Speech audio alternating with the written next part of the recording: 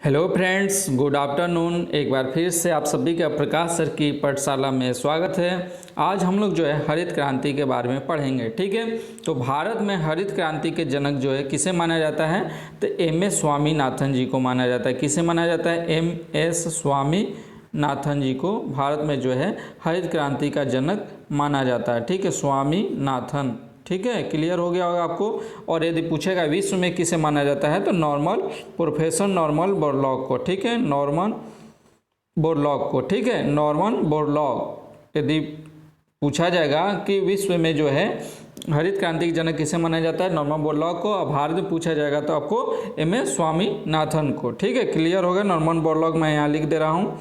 भारत में हरित क्रांति की जो शुरुआत हुई थी आपको 1966 टू 67 के बीच हुआ था, ठीक है, क्लियर हो गया होगा आपको। भारत में हरित क्रांति की जो शुरुआत हुई थी 1966 टू 1967 के बीच हुआ था। और किसे जनक माना जाता है, तो एम.एस. स्वामीनाथन को। विश्व में पूछा जाएगा तो नॉर्मन बोरलॉग को बोलेंगे, ठीक, क्लियर हो गया होगा यहाँ तक आपको। आखिर ये है क्या, ठीक है, इसके बारे में हम लोग पढ़ते हैं, चलिए।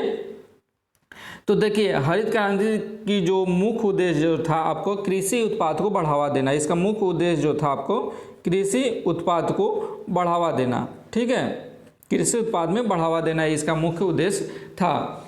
क्यों शुरुआत किया गया था, तो 1947 में हमारा देश आज़ाद हुआ था, लेकिन इससे पहले जो था हमारे देश में पश्चिम बंगाल में जो था काफ़ी अकाल पड़ा था, ठीक है, भीषण अकाल पड़ा था, जिससे जो थे लाखों लोगों की मृत्यु हो गई थी। क्या हो गई थी? लाखों लोगों की मृत्यु हो गई थी। मीन्स अनाज की कमी के कारण लाखों लोग की मृत्यु हो गई थी। उस समय हमारे जो देश के प्रथम प्रधानमंत्री जो थे वो कौन थे? जवाहरलाल नेहरू जी थे।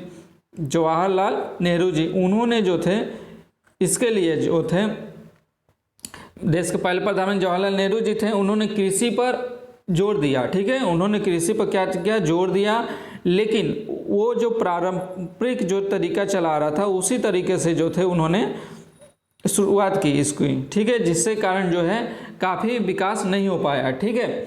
और क्या हुआ कि बहुत सारे ऐसे फसल जो थे जो दूसरे देशों से आयात करनी पड़ रही थी। बहुत सारे ऐसे फसल थे जो दूसरे देशों से आयात करने पड़ रहे थे, ठीक है। तब जाके जो थे 1965 में जो हमारे कृषि मंत्री सी सुब्रमण्यम जी थे, कौन थे? सी सुब्रमण्यम जी। आपको पता होगा, नहीं पता होगा जान लीजिए। 1965 के समय हमारे कृषि मंत्री सी सुब्रमण्यम जी थे, और उनके साथ जो थे प्लस स्वामीनाथन जी हमारे जो थे, उन्होंने मिलकर जो है हरित क्रांति लाने को बहुत जो थे जोड़ दिए, ठीक है, बहुत सारा बल दिए और हरित क्रांति लिए। क्रांति मीन्स होता क्या है कि जब कोई बहुत तेज़ी से कोई बदलाव की जाती है तो उसको क्रांति बोलते हैं। जब धीरे धीरे कोई बदलाव होता है तो उसे विकास बोलते हैं। तो जो कृषि क्षेत्र में बहुत तेज़ी से बदलाव किए गए और उसी को नाम दिया गया आपका हरित क्रांति, ठीक है। तो इसलिए भारत में हरित क्रांति के जनक स्वामीनाथन जी को और सुब्रमण्यम जी को भी माना जाता है। उन्हीं के साथ जो मिलकर इन्होंने, ये कृषि मंत्री थे उस समय, और ये आपके जो थे इन्होंने ही मिलकर जो इसके साथ बल दिया गया और हरित क्रांति लाया गया।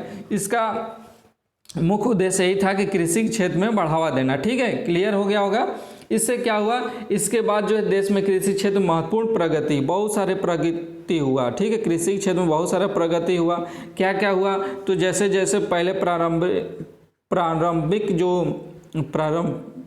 जो बीजे से कृषि होती थी, अब जो उन्नत किस्म के बीजों का प्रयोग किया जाने लगा, उन्नत किस्म के बीजों को बढ़ावा दिया जाने लगा।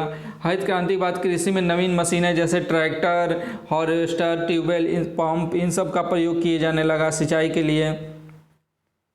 सिंचाई में आधुनिक उपकरणों की व्यवस्था किया जाने लगा, अलग अलग तरह का। अब क्या हो रहा था, कम समय में जो था आपको कम समय में जो था आपको, और श्रम में कम श्रम में जो था आपको क्या मिल जा रहा था? अधिक उत्पाद मिल जा रहा था, अधिक उत्पादन होने लगा था। और इसी क्रांति के कारण जो था आज ये हो गया कि आज भारत को जो है कृषि प्रधान देश बोला जाता है, ठीक है। और क्या क्या सुधार हुआ, देखिए मैं नीचे दे रहा हूँ, इसके क्या क्या बदलाव हुए हैं, पॉइंट कुछ मैं दिया हूँ, देखिए क्या क्या बदलाव हुआ। पहला क्या है, फसलों के उत्पादन में अपार वृद्धि हुई। मीन्स कई तरह का फसल वृद्धि हुआ, मीन्स बहुत सारे फसल उत्पाद किए गए। फसल की उन्नत किस्मों का भी उत्पादन हुआ। खेतिहर जो हमारे खेतिहर मजदूर थे उनके लिए रोजगार मिला। ठीक है, ग्रामीणों की निर्धनता कमी हुई। जब ये हरित क्रांति आए तो ग्रामीण जो थे पहले बहुत निर्धन हुआ, लेकिन इनके में भी कमी आई, बहुत सारे सुधार हुए।